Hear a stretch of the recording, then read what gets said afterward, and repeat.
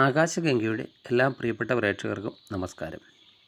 വരും വർഷങ്ങളൊക്കെ നമുക്ക് എങ്ങനെയുള്ളതായിരിക്കും എന്നറിയാൻ എല്ലാവർക്കും ഒരു ആകാംക്ഷ കാണും. സാധാരണയായി നമ്മൾ വർഷഫലങ്ങളാണ് കാണാറുള്ളത്.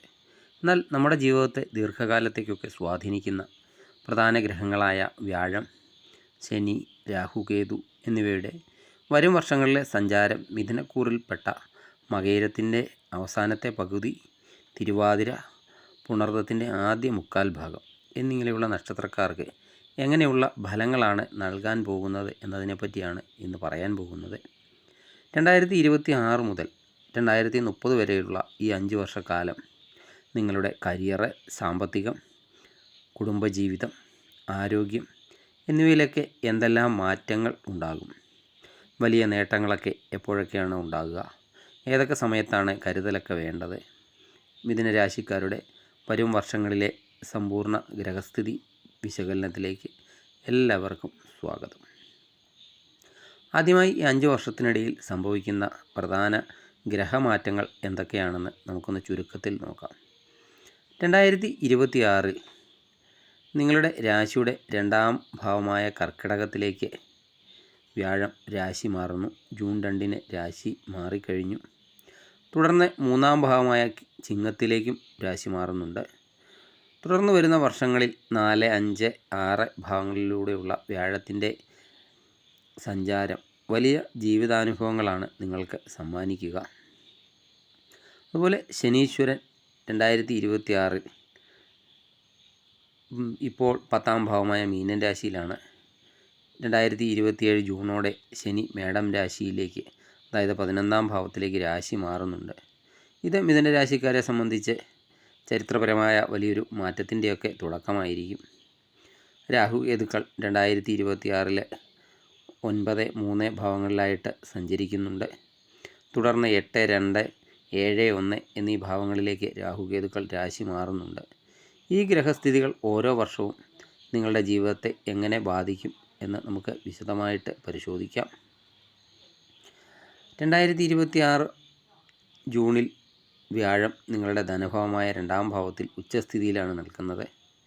അതുകൊണ്ട് തന്നെ സാമ്പത്തികമായി വലിയ പ്രയോജനങ്ങളൊക്കെ ഈ 2026 വർഷത്തിൻ്റെ ആദ്യ പകുതിയിലൊക്കെ പ്രതീക്ഷിക്കാവുന്നതാണ്. തടസ്സപ്പെട്ട് കിടന്ന ധനമൊക്കെ കൈകളിൽ വന്നു ചേരുന്നതാണ്. കുടുംബത്തിൽ സന്തോഷവും സമാധാനവും ഒക്കെ ഉണ്ടാകുന്ന സമയമാണ്. മംഗള കർമ്മങ്ങളൊക്കെ നടക്കാനും സാധ്യതയുണ്ട്. എന്നാൽ ശനി 10ാം ഭാവത്തിൽ നിൽക്കുന്നതിനാൽ തൊഴിൽ രംഗത്തൊക്കെ അല്പം കഠിനാധ്വാനമൊക്കെ ആവശ്യമായി വരുന്നതാണ്. ഉത്തരവാദിത്തങ്ങളൊക്കെ വർദ്ധിക്കുകയും ചെയ്യും. രാഹു 9ാം ഭാവത്തിൽ നിൽക്കുന്നതിനാൽ പിതാവുമായോ പിതൃതുല്യരായ വ്യക്തികളുമായോ ചെറിയ അഭിപ്രായ വ്യത്യാസങ്ങൾ ഉണ്ടാകാനും സാധ്യതയുണ്ട്. എങ്കിലും വ്യാഴത്തിൻ്റെ ശുഭദൃഷ്ടി നിങ്ങളെ എല്ലാ പ്രതിസന്ധികളിൽ നിന്നും കാത്തുരക്ഷിക്കുന്നതാണ്. വിദേശയാത്രയ്ക്കൊക്കെ ആഗ്രഹിക്കുന്നവർക്ക് ഈ വർഷം അനുകൂലമായ വഴിത്തിരിവുകളൊക്കെ ലഭിക്കുന്നതുമാണ്. മിഥുനരാശിക്കാരെ സംബന്ധിച്ച് ഏറ്റവും നിർണായകമായ വർഷമാണ് 2027. ഈ വർഷം ജൂൺ മാസത്തോടെ ശനി 10ാം ഭാവത്തിൽ നിന്ന് മാറി നിങ്ങളുടെ 11ാം ഭാവമായ മേടം രാശിയിലേക്ക് പ്രവേശിക്കുന്നുണ്ട്. ജ്യോതിഷപ്രകാരം 11ലെ ശനി മിഥുനൻ രാശിക്കാർക്ക് അഭീഷ്ട സിദ്ധിയൊക്കെ നൽകുന്ന ഒരു കാലമാണ്. കഴിഞ്ഞ കുറേ വർഷങ്ങളായിട്ടൊക്കെ നിങ്ങൾ അനുഭവിച്ച കഷ്ടപ്പാടുകൾക്കും തടസ്സങ്ങൾക്കും ഒക്കെ ഒരു അറുതിയാകുകയാണ് ഇവിടെ. ബിസിനസ്സൊക്കെ ചെയ്യുന്നവർക്ക് വലിയ പുരോഗതിയും ലാഭവും ഒക്കെ ഉണ്ടാകുന്നതാണ്. ഉദ്യോഗസ്ഥർക്ക് സ്ഥാനക്കയറ്റവും അതുപോലെ ശമ്പള വർധനവും ഒക്കെ ലഭിക്കുന്നതാണ്. പുതിയ വരുമാന സ്രോതസ്സുകളൊക്കെ തുറക്കപ്പെടുന്നതുമാണ്. വ്യാഴം ഈ സമയത്ത് 4ാം ഭാവത്തിലേക്കൊക്കെ മാറുന്നതിനാൽ സ്വന്തമായിട്ട് വീട്, വാഹനം, ഭൂമി എന്നിവയൊക്കെ വാങ്ങാൻ ആഗ്രഹിക്കുന്നവരുടെ സ്വപ്നങ്ങളൊക്കെ സഫലമാകുന്നതാണ്. രാഹു 8ാം ഭാവത്തിലേക്ക് മാറുന്നതിനാൽ ആരോഗ്യകാര്യങ്ങളിലും ദൂരയാത്രകളിലുമൊക്കെ ചെറിയ രീതിയിൽ ശ്രദ്ധ പുലർത്തുന്നതും നന്നായിരിക്കും. 2028 കടക്കുമ്പോൾ മിഥുനൻ രാശിക്കാരുടെ ജാതകത്തിൽ വ്യാഴം 5ാം ഭാവമായ തുലാൻ രാശിയിലേക്ക് പ്രവേശിക്കുന്നുണ്ട്. 5ാം ഭാവത്തിലെ വ്യാഴം തികച്ചും ഭാഗ്യദായകമാണ്. സന്താനഭാഗ്യം ഉണ്ടാകുന്നതാണ്. ദമ്പതികൾക്കൊക്കെ സന്താനഭാഗ്യമൊക്കെ സിദ്ധിക്കുന്ന ഒരു കാലയളവാണിത്. കുട്ടികളുടെ പഠനത്തിലും വളർച്ചയിലുമൊക്കെ വലിയ സന്തോഷമൊക്കെ ഈ സമയത്ത് തോന്നും. ഉന്നത വിദ്യാഭ്യാസത്തിനൊക്കെ ശ്രമിക്കുന്ന വിദ്യാർത്ഥികൾക്ക് മികച്ച വിജയമൊക്കെ കൈവരിക്കാനും ഈ സമയത്ത് സാധിക്കുന്നതാണ് 2028. അതുപോലെ അവിവാഹിതരുടെ വിവാഹ കാര്യങ്ങളിലൊക്കെ അനുകൂലമായ തീരുമാനങ്ങളൊക്കെ ഉണ്ടാകുന്ന ഒരു സമയം കൂടിയാണ്. പ്രണയബന്ധങ്ങളിലൊക്കെ ഏർപ്പെട്ടിരിക്കുന്നവർക്ക് അത് വിവാഹത്തിലേക്കൊക്കെ നയിക്കാൻ സാധിക്കുന്ന ഒരു സുന്ദരമായ കാലഘട്ടമാണിത്.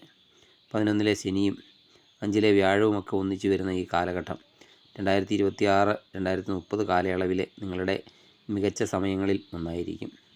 മുൻകാല നിക്ഷേപങ്ങളിൽ നിന്നൊക്കെ വലിയ ലാഭമൊക്കെ കൊയ്യാൻ ഈ 2028 വർഷം സാധിക്കുന്നതാണ്.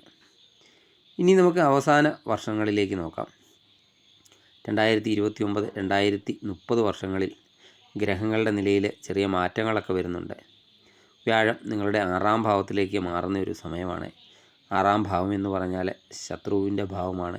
അതുപോലെ രോഗം, കടം എന്നിവയൊക്കെ സൂചിപ്പിക്കുന്നതിനാൽ ഈ കാലയളവിൽ ചില കാര്യങ്ങളിലൊക്കെ ഒരു പ്രത്യേക ശ്രദ്ധ വേണം. ആർക്കും ഈ സമയത്ത് വലിയ തുകകളൊക്കെ കടം കൊടുക്കുകയോ അല്ലെങ്കിൽ ജാമ്യം നിൽക്കുകയോ ഒന്നും ചെയ്യരുത്. അതുപോലെ നിങ്ങളുടെ അനാവശ്യമായ ചിലവുകളും നിയന്ത്രിക്കേണ്ട ഒരു സമയമാണ്. ആരോഗ്യകാര്യത്തിൽ ഒട്ടും വിട്ടുവീഴ്ച പാടില്ല. അതുപോലെ കൃത്യമായ ഭക്ഷണ രീതിയും വ്യായാമവും ഒക്കെ ഈ സമയത്ത് ശീലമാക്കേണ്ടതാണ്. ജോലിസ്ഥലത്ത് നിങ്ങളെ അപകീർത്തിപ്പെടുത്താനൊക്കെ ചിലർ ശ്രമിച്ചേക്കാം. എങ്കിലും 11-ാം ഭാവത്തിൽ ശനിയുടെ ബലമൊക്കെ ഉള്ളതിനാൽ ശത്രുക്കൾക്ക് നിങ്ങളെ നേരിട്ടൊന്നും തകർക്കാൻ കഴിയില്ല. നിങ്ങളെല്ലാ പ്രതിസന്ധികളെയും അതിജീവിച്ചൊക്കെ മുന്നേറുന്നതാണ്. 2030 പകുതിയോടെ ശനി 12-ാം ഭാവത്തിലേക്ക് മാറുന്നതിനുള്ള ഒരുക്കങ്ങൾ തുടങ്ങുമെന്നതിനാൽ ഏതൊരു പുതിയ വലിയ നിക്ഷേപത്തിനൊക്കെ ഇറങ്ങുന്നതിന് മുൻപ് പരിചയസമ്പന്നരുടെയൊക്കെ ഉപദേശമൊക്കെ തേടുന്നത് നന്നായിരിക്കും. ചുരുക്കത്തിൽ പറഞ്ഞാൽ 2026 മുതൽ 2030 വരെയുള്ള ഈ ഒരു 5 വർഷക്കാലം മിഥുനൻ രാശിക്കാർക്ക് വലിയൊരു കുതിച്ചുചാട്ടത്തിൻ്റെ കാലമാണ്. പ്രത്യേകിച്ച് 2027 2028 വർഷങ്ങൾ നിങ്ങളുടെ ജീവിതത്തിലെ ഒരു സുവർണ കാലമായിട്ട് മാറുന്നതാണ്. കരിയറിലും സാമ്പത്തിക നിലയിലും ഒക്കെ വലിയ ഉയർച്ചകളൊക്കെ ഈ സമയത്ത് നിങ്ങൾക്ക് സ്വന്തമാക്കാൻ സാധിക്കുന്നതാണ്.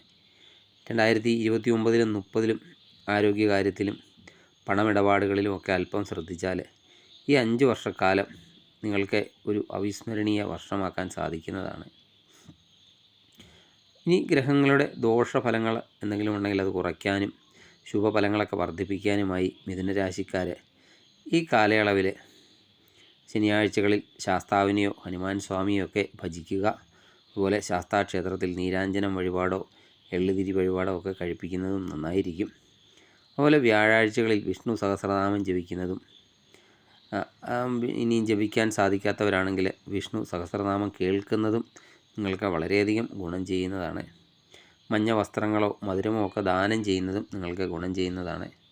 നിത്യേന രാഹുദോഷ പരിഹാരത്തിനായി ദുർഗാദേവിയെ ഭജിക്കുന്നതും ഗുണം ചെയ്യുന്നതാണ്.